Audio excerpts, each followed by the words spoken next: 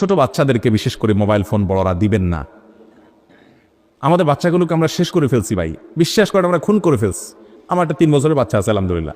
কই অনেক মা বাপ বলে মোবাইলে গেমস না দিলে, কার্টুন না দিলে পোলাপাইনে খায় না। কই আমাদের বাচ্চা তো ঠিকই খায়।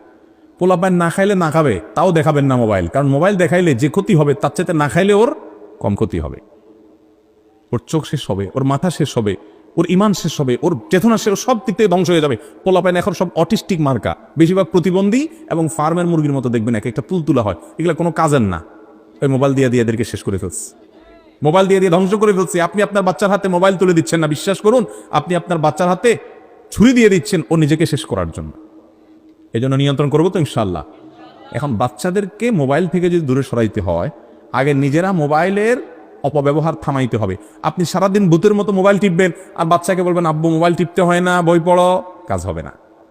কারণ পোলাপায়েন যখন দেখবে যে কিরে মা সারাদিন টিপে, আব্বা সারাদিন টিপে, আমি টিপতে বলে বলে না বই পড়ো, এ আমার আম্মা আব্বা এগুলো মনে শত্রুতা করে আমাকে কোনো নেয়ামত থেকে বঞ্চিত রাখতে চাচ্ছে।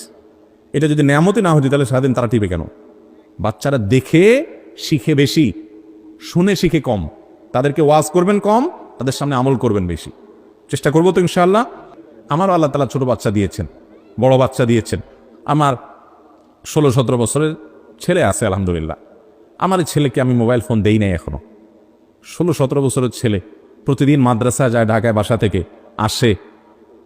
ধরেন কেউ বলল যে ভাই একটা মোবাইল না দিয়ে যদি বিপদে পড়ে কি হবে, ফোন করবে কিভাবে? তো প্রশ্ন হলো যখন মোবাইল ছিল না তখন মানুষ কি করত? কি বলেন? তাহলে বোঝা গেছে যে মোবাইল ছাড়াও মানুষ চাইলে চলতে পারে। ও যদি বিপদে পড়ে আল্লাহ না করে কোথাও কল দিবে, আর যদি কল দেওয়ার মতো সুযোগ না থাকে তো বিপদ না হয় আসবেই। মোবাইল থাকলে যে বিপদ আসবে না এমন কোনো গ্যারান্টি আছে?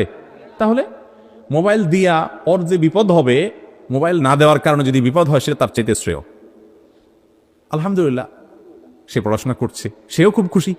আমি তো ছেলেকে বলে দিয়েছি বাবা যখন তোমার মোবাইলকে চালানোর ক্ষমতা আসবে, মোবাইল তোমাকে চালাবে না। মোবাইলে তুমি ডাইরেক্ট হয়ে গেছো ডায়রিয়ার রোগীর মতো, সারাদিন দেখতেছো ঘাটতেছো, ডাইরেক্ট হয়ে গেছে, সারাদিন শুধু আতাও। এই রোগের রুগী হয়ে যাবো তুমি এই বয়সে মোবাইল নিলে। যখন তুমি মোবাইলকে নিয়ন্ত্রণ করতে শিখবা, প্রয়োজনে কথা বলবা, তখন তোমাকে মোবাইল ফোন কিনে দেওয়ানো সব আমি কিনে দিব, সব ব্যবস্থা আমি করে দিব। তুমি এখন পড়াশোনা করো আর আমার প্রতি আস্থা রাখো। আমি একজন বড় লোকের বাসায় একবার গেছি, বাসায় না অফিসে গেছি, বাংলাদেশের প্রথম সারির, মানে 1, 2, 3, 4, 5-এর ভিতরে একজন ধনী হলে এরকম একজন ধনী হবে। নাম বললাম না, নাম বললে সবাই চিনবেন। তো তার অফিসে গেছি একটা মিটিংয়ে।